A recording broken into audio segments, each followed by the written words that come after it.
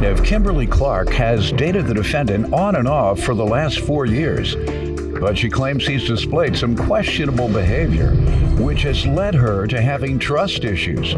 Kimberly's suing her ex today for stolen money. Defendant Mike Mason says while he was dating Kimberly, she constantly accused him of cheating, even when he was hanging out with his male friends.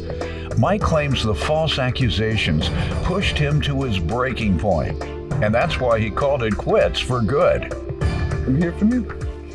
Well, Mike and I, we've been together for off and on for the last 4.5 years. It's been pretty rough and rocky. He's done some questionable things that causes me to have trust issues, and I accuse him of cheating all the time. And why? What makes you do that? Accuse him all the time? Well, because he'll hang out with an ex-girlfriend of his all night long and doesn't. How often does he hang out with his ex-girlfriend while you all were together? He's done that quite a few times. He's done that quite. He comes and tells you that? I find out. How? Well, he will either tell me or, admitting it because he's, No, you found out? Mm-hmm. Yes. And if you ask him whether he was seeing her, what does he say? And he tells me that they do nothing wrong. They're just hanging out, they're friends, but all night long, and he refuses to answer my phone calls. I don't think that's right. Any other instances that oh, yes. give you the impression he's cheating all the time? Well, he'll turn off the security cameras at our house when I visit my daughter in Kansas City. He has admitted that he does things on purpose to make me think he's cheating on me. So it's very hard to not believe that he's not. If he tells you that. Mm-hmm. He's just saving electricity. Turn off the camera. Yeah, he doesn't know what to say, obviously, and that's why he's getting busted. Plaintiff Kimberly Clark is suing her ex-boyfriend, who claims he broke up with Kimberly because he was sick and tired of being falsely accused of cheating. Sir, what do you say to this? She's full of crap. Oh, I'm sorry. Every time I turn around, I'm getting accused of it, and I'm not doing nothing. So I don't know what else to say to that. I tell her that every time, It's so bad that if I talk to somebody, I'm doing something wrong, You go out often with your ex-girlfriend? No, I mean, I have, hung out with her a time or two, but it's not just her, it's anybody. I can't even hang out with a guy once in a while, without her accusing me of something, you know what I mean? So you say you won't even let him hang out with his ex-boyfriend, let alone his ex-girl. Well, that's because I do a little detective work when he doesn't come home from hanging out with his friend and find that he called a motel, so that... How do you know where the man has called?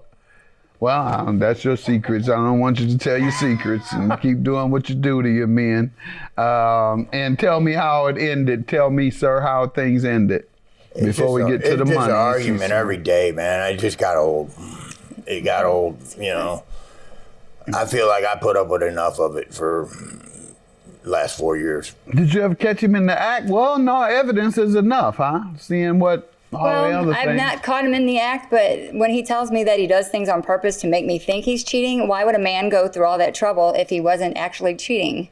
I mean, he knows the repercussions of it. He wants to drive you to drinking. Do you drink? I do not drink. No, he tried. All right. Tell me about the money you're suing him for. Well, once again, I moved back in with Mr. Mason. He was renting to own a house from a friend of his. And to my understanding, he had done a lot of out-of-pocket repairs. And when it come time to close, he didn't have quite the money. So he asked me if he could borrow the money from me. And I lent it to him. And when was he to repay it? Well, he said within the 6 months, he would have it, paid back to me. So what happened? We split up. I went to Kansas City to visit my daughter, and he turns off the cameras. And that was enough for me. So... I moved out. He refused to take my phone calls. I've seen a mutual friend of ours, and they told me that he didn't close on the house. The house fell through. And so I called him again, hey, can I have my money, and he wouldn't answer my phone calls. So I seen him out and about with another car, And I was told that he bought a new car, and I seen him at the casino. What was the money meant for?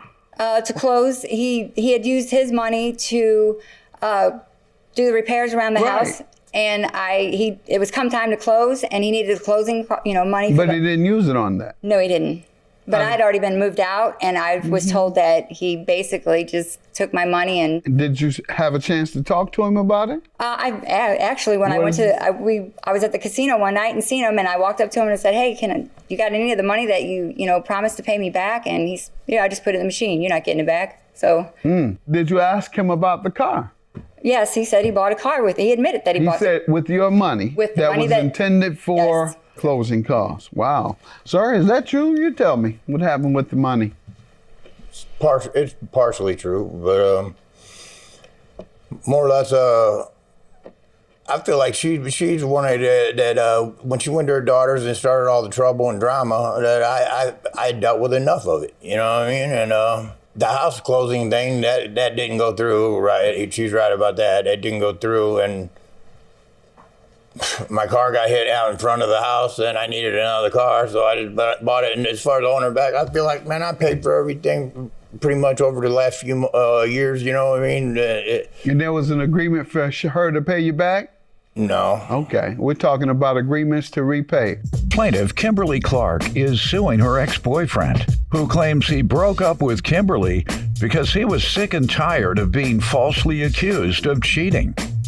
And you think it's all right to say, let me borrow some money for one thing, which is a sacrifice, and she may have ignored you asking for money to buy a car. She may have said no, but you took it under a different pretense. It could be suggested false pretense, or certainly you converted the use to something other than what you asked her to use the money for. And now don't even want to pay her the money back that you deceived her out of and went and bought something else, and are shrugging your shoulders now. And I'm known for calling people crackheads, and I don't mean to. I just call them like I see them. But I'm not doing that. I'm just going to ask instead of accusing people. Now, are you a dope fiend? No. Because you got dopish ways. I mean, I have. All right. I'm an ex-dope fiend. I should There you say. go. You're on to something. Heroin? No. Okay, what? Meth. Meth? All right. Actually cocaine, but Okay. All right. How long you been clean? well, at least about 4 or 5 years. Okay. Well, good. Well, at least he's been clean for 4 or 5 years. You just got, like I said, dopish ways.